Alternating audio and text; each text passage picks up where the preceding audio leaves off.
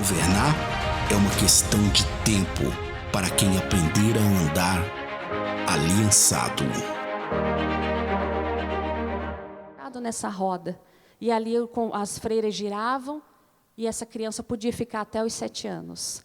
E depois dos 7 anos, algum destino era dado para ela, em algum lugar. E aí nós somamos centenas de milhares de crianças marginalizadas, sem famílias. E essa é uma colheita, isso foi estabelecido sobre essa nação. Então, quando nós falamos instrui a criança no caminho que deve andar, nós não falamos apenas dos nossos filhos, nós falamos de uma geração, nós falamos de gerações, nós falamos da nossa nação, nós falamos de entender o passado, de entender o nosso chamado como igreja, de remir o passado e deixar um novo legado. É isso que o Senhor quer produzir através da sua igreja. É esse o nosso chamado. O chamado do Senhor para a minha vida não é apenas a minha casa. Começa pela minha casa, mas se estabelece sobre uma nação. Esse é o nosso chamado como igreja, nós precisamos entender isso. Então, quando o Senhor nos diz, instrui no caminho, meu Deus, eu tenho limite. Alguém segura o relógio. Quando o Senhor nos diz, instrui a criança no caminho que deve andar, nós precisamos perguntar, existe um caminho pelo qual ela quer andar, e qual é esse caminho?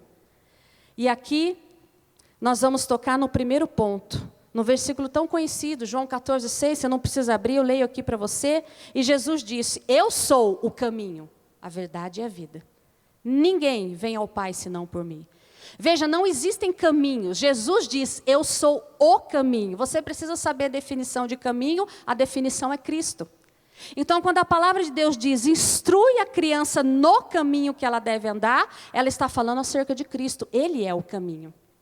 E esse é o primeiro ponto que nós começamos a nossa conversa nessa noite. Não é qualquer caminho. Não são nem mesmo os meus caminhos, se os meus caminhos não apontarem para Cristo. Se o meu caminho como mãe, se o meu caminho como pai, se o meu caminho como uma pessoa que tem o cuidado de uma criança, que tem o cuidado de gerar filhos, sejam adotivos, seja você no segundo casamento, enfim, seja do seu ventre, se o nosso chamado sobre essa vida, se os caminhos que eu trilho, eles não apontam para Cristo, não são nem mesmo esses caminhos a serem seguidos. Porque a palavra de Deus é clara, só há um caminho, só há o caminho. E aí o Senhor me perguntava, por qual caminho nós estamos empurrando os nossos filhos? E eu achei interessante ele usar essa palavra, empurrando. Porque essa palavra, depois ele vai confrontar lá na frente. Então eu pergunto a você a mesma pergunta que o Espírito Santo fez a mim. Por qual caminho você está empurrando os seus filhos? Por qual caminho as gerações, as crianças nessa nação foram empurradas? Porque uma coisa é empurrar, a outra é lançar. No empurrar é no susto. Quem já viu aquela brincadeira da piscina? Detesto, né? Que você chega e dá aquele empurrão e a pessoa despreparada cai na piscina. Nossa, é tão bom ter vocês olhando para mim aqui, ainda que seja um lá, outro cá. Glória a Deus pela vida de vocês. Não, pode ficar, porque daí eu fico assim, entendeu? Aí meu cérebro vai. Então, não é empurrar, não é no susto, é lançar. O pai lança. Porque ele sabe que o filho está preparado, então ele lança ao propósito. E o Senhor me perguntava, por qual caminho vocês têm empurrado os seus filhos? Pelas frustrações? Pelos fracassos? Sabe aquela frase que diz assim? É uma frase ela bem conhecida. Olha, mulheres mais adultas, né? Escutam isso, jovens. Olha, não, até crianças mesmo já vi isso. Não dependa de homem. Você trabalhe, você estude, você se forme, porque depender de homem...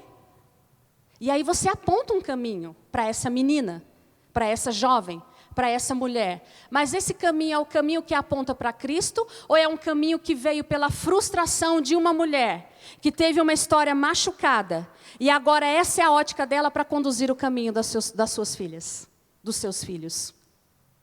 Então nós podemos empurrar para um caminho vinculado ao passado, ao que se deu, às nossas frustrações, aos nossos fracassos. Aquela menina que de repente ela não foi a popular na escola, ela tem marcas com isso e agora a filha vai ser a popular, o filho vai ser a popular. A criança tem outra personalidade, a criança tem outras características. Nós vemos isso nos youtubers. Eu tenho filha de 8 e 12, então os youtubers todos, eu transito por todos eles, né? Acompanho todos.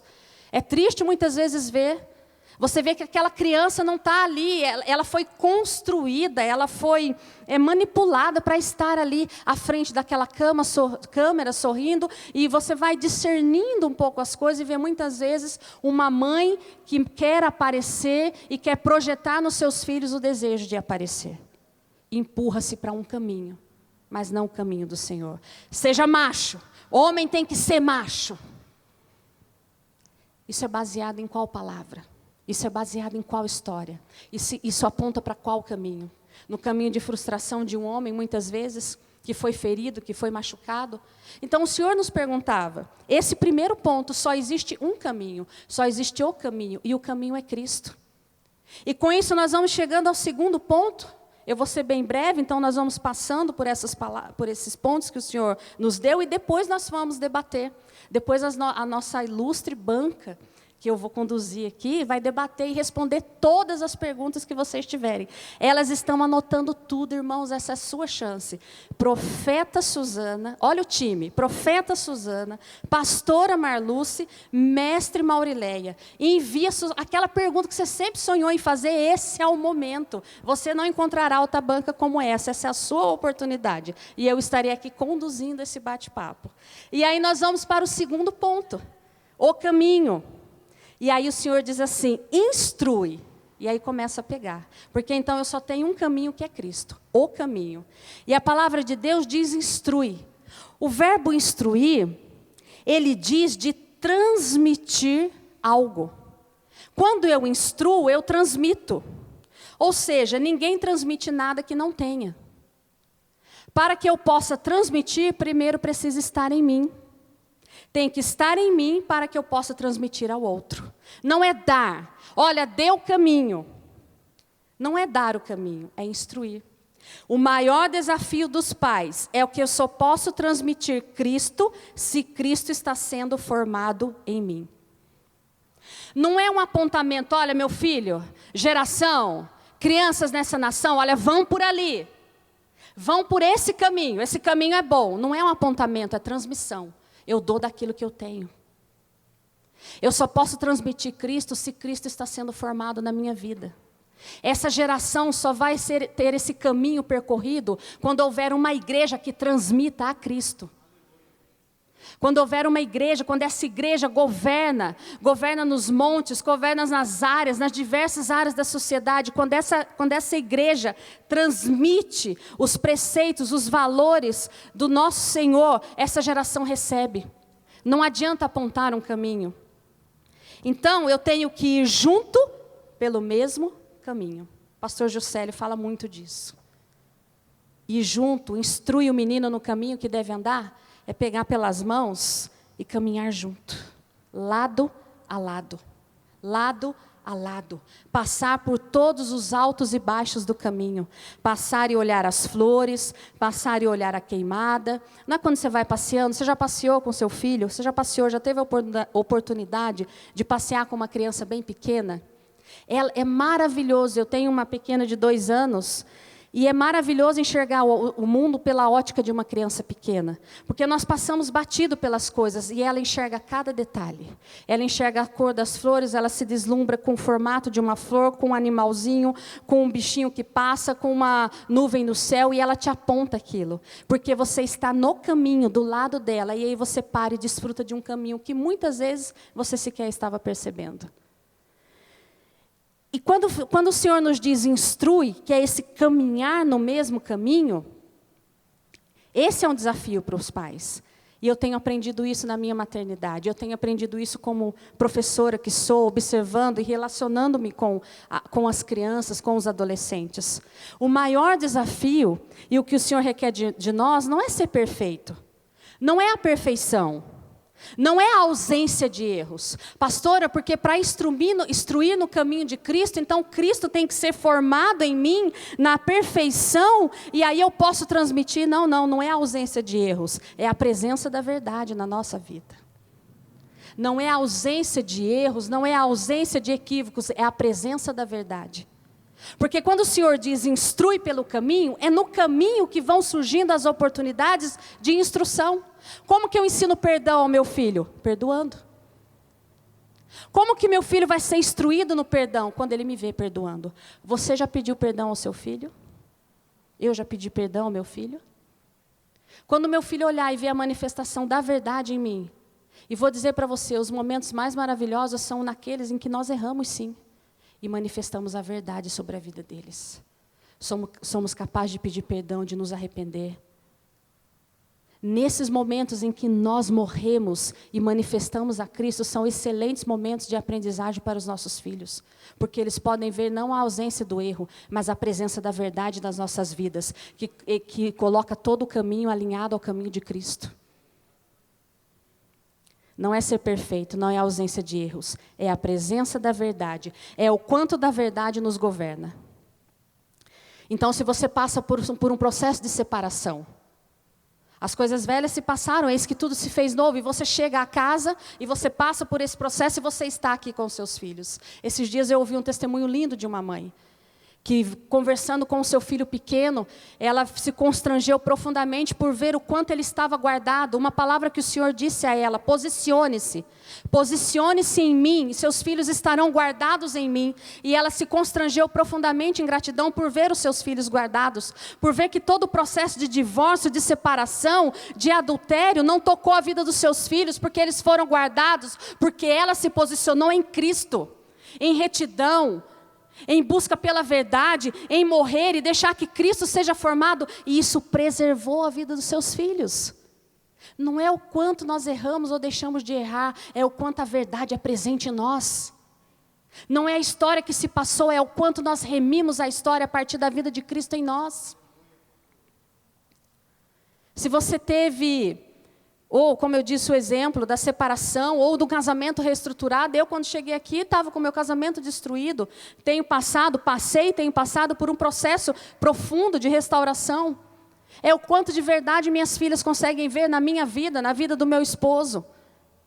É o quanto de reestruturação em Cristo, é o quanto nós morremos, é o quanto essa verdade é manifesta dentro de casa. E é disso que se trata andar pelo caminho. E aí sabe o que é interessante? Porque só pelo caminho eu posso guiar o filho em cada fase, porque eu vou junto. É só pelo caminho que nós conseguimos discernir cada etapa. E o Senhor, através da palavra que o apóstolo Hélio ministrava, eu comecei a refletir a partir disso. Ele falava das 3 infâncias. E como é interessante esse processo, se você for fazer essa analogia da criança, e de como Cristo vai sendo formado em nós. E como quando eu olhava para a vida das minhas filhas, eu tenho nas 3 fases, né? Tem várias fases, eu vi esses processos. Então, a primeiríssima infância, depois a pastora Marluz vai responder tudo, mande as suas perguntas. A pastora Marluz vai responder tudo disso. A primeiríssima infância, 0 a 2 anos, é aquela fase em que o bebê, ele só tem consciência daquilo que ele pode ver. Ele só tem consciência do que ele pode ver, por isso que a criança chora. A Helena, ela me acompanha até a minha ida às minhas necessidades fisiológicas. Ela precisa estar presente ao lado e perguntando se eu preciso de algum auxílio. Ela tem 2 anos. Se eu sair da frente dela, se eu saio do campo de visão, ela se desespera. Porque o bebê, ele só tem consciência daquilo que ele pode ver. E não é lindo isso? Porque quando você e eu recebemos a Cristo, o Espírito de adoção, o Abba, nós não nos agarramos só o que nós podemos ver, e Deus faz aquelas coisas lindas, né? Senhor, se passar tal coisa, o carro tal é o Senhor, e o carro passa. E Deus faz, Ele não faz assim, que é o tal do primeiro amor que a turma diz? Ele faz, você que vai cuidando, o pastor, o ministro, você que é um crente de, né, um pouco mais de caminhada, eu fico deslumbrada com isso, eu falo, Senhor, ela orou e aconteceu, e a pessoa se constrange. É o pai se revelando, porque ainda é bebê, ainda é menino, só consegue se pautar pelo que vê. E quando nós permitimos esse processo ser gerado em nós, na nossa vida, nós olhamos para as crianças, para essa geração e conseguimos conduzir. Porque quem está no corpo vai conduzindo essas vidas, vai conduzindo esse bebê imaturo, porque nós estamos num processo de amadurecimento, como os nossos filhos. E é por isso que eu só ensino no caminho, porque um é o guia e o caminho desse bebê imaturo, outro é o guia e o caminho de um adolescente. E eu só discerno isso quando eu estou do lado. Eu só discerno isso quando eu estou junto no caminho. Assim como a igreja que só discerne o que uma geração precisa quando ela está no meio da geração, quando ela está junto da geração, quando ela está no culto de jovens ministrando, discipulando, cuidando de uma geração. E aí você tem depois a infância, né? Propriamente ali dos 2 aos 7 anos, a primeira infância, é a fase do egocentrismo. 20? Meu Deus, gente, vocês estão me boicotando, não é possível. A fase do egocentrismo, a necessidade de dar vida às coisas, a fase dos porquês, porquê, pastora, por que Adão, por que Deus e os dinossauros? Pastora, por que Deus deixou isso acontecer? Não é assim? Aquelas perguntas na nossa vida e nós olhamos para as crianças e assim também, eu tenho que adiantar aqui.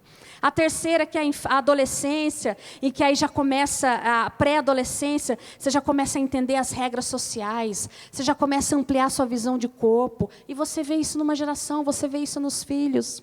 E aí chega a adolescência, onde a autonomia, o pertencimento, eu quero pertencer, eu quero fazer parte. Então, Deus está me falando dessa analogia, daquilo que vai sendo formado em nós, como filhos de Deus, e naquilo que é formado numa criança. E é por isso que eles nos chamam, caminha junto, que é pelo caminho que você vai ensinando. E aí nós vamos para o terceiro ponto, já caminhando para o final. O sonho de Deus é geracional.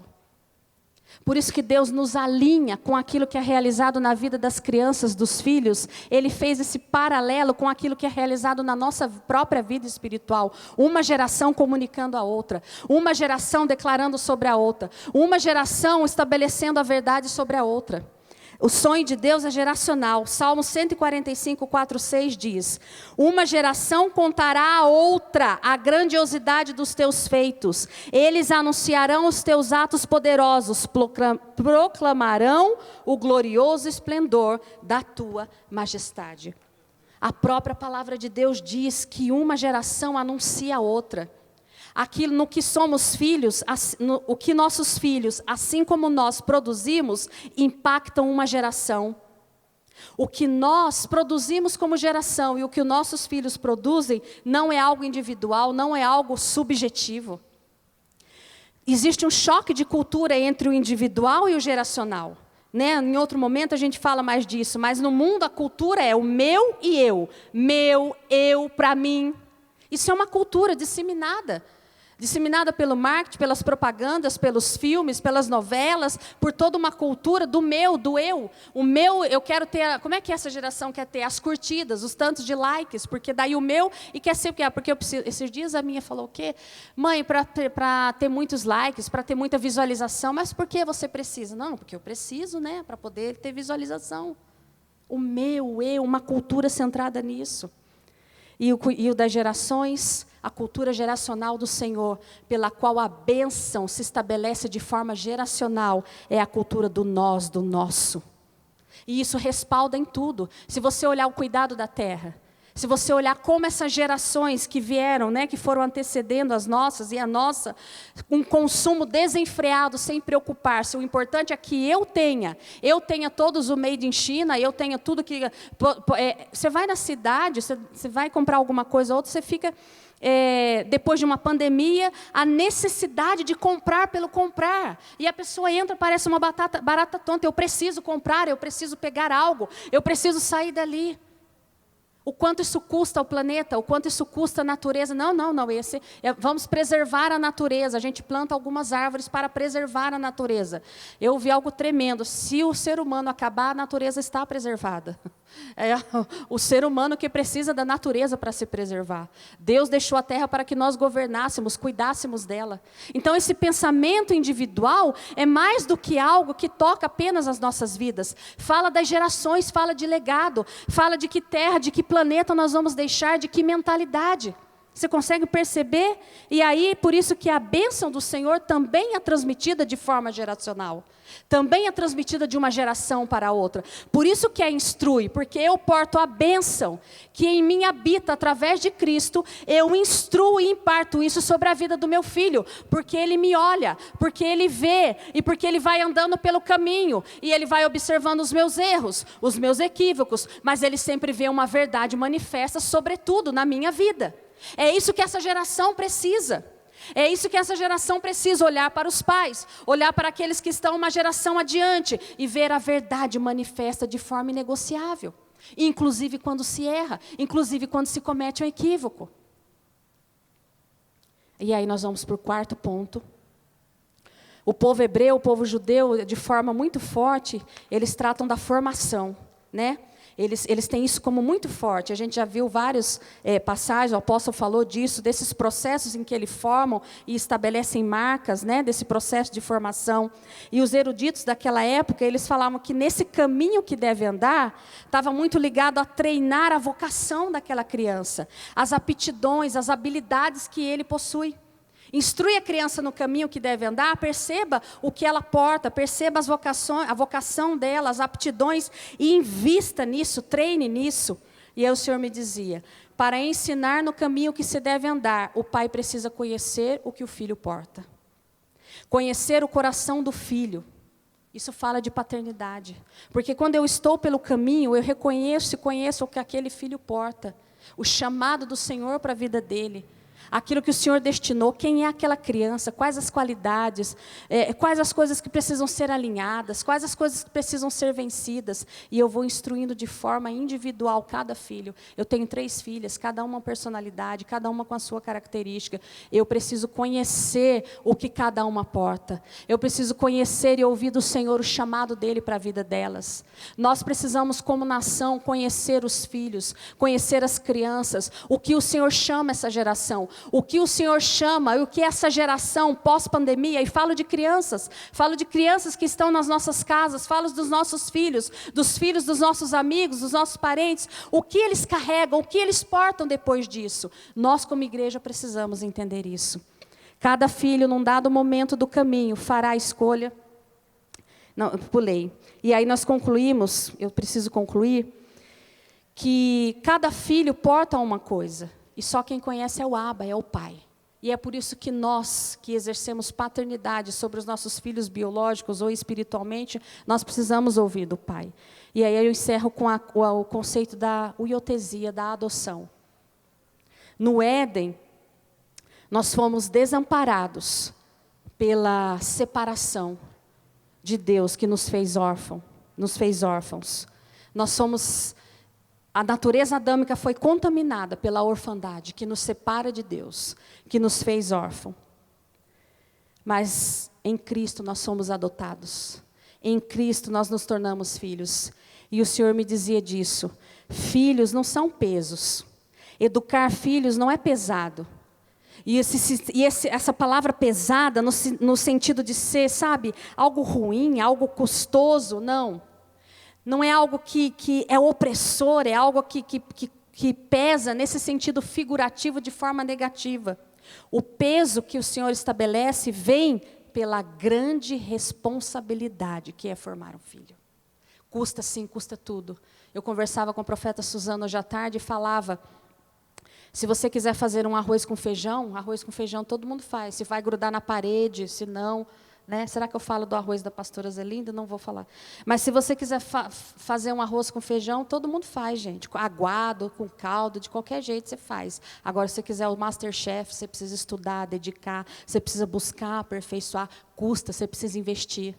Um médico cirurgião, para fazer, esses dias, uma pessoa que eu acompanho, mais de 12 horas, um médico fazendo uma cirurgia, 3 tumores na cabeça. Que precisão aquele homem precisa ter, que entrega, que cuidado, que estudo, que renúncia e que peso pela responsabilidade. Pois é, o Senhor confiou a nós vidas e o Senhor confiou a nós gerações. Isso custa, isso traz o peso, mas assim como aquele cirurgião que restaura aquela vida através de uma cirurgia, assim como a alegria de apresentar aquele prato elaborado e falar das suas qualidades. Estou dando esse exemplo simples. Quanto mais apresentar ao Senhor, Senhor, nós passamos um bastão, cumprindo a carreira, cumprindo aquilo que o Senhor determinou e entregando essa geração além do que nós fomos. Esse é o nosso chamado. Isso custa sim, pelo peso da responsabilidade. E não há maior alegria do que essa, do que nós cumprimos o nosso chamado como geração e abençoarmos a próxima geração. Eu oro a Deus para que todos nós consigamos encerrar as nossas vidas nesse tempo cronos, cumprindo esse chamado da parte do Senhor. Senhor, eu fiz tudo o que me era para fazer e entrego a geração, um bastão adiante para essa geração. Amém? Governar é uma questão de tempo para quem aprender a andar aliançado.